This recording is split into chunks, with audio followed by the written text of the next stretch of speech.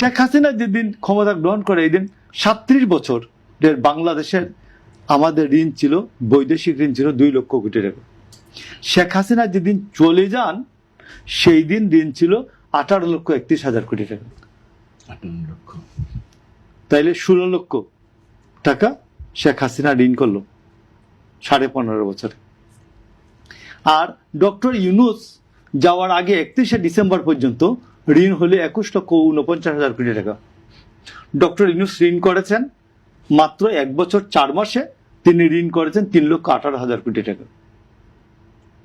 তো আরে শেখ হাসিনা 1 লক্ষ কোটি টাকা করে ঋণ করছে, পদ্মা ব্রিজ করছে, এটা করছে, ওইটা করছে। আপনি কি করলেন ডক্টর ইউনূস? আপনি কি করলেন?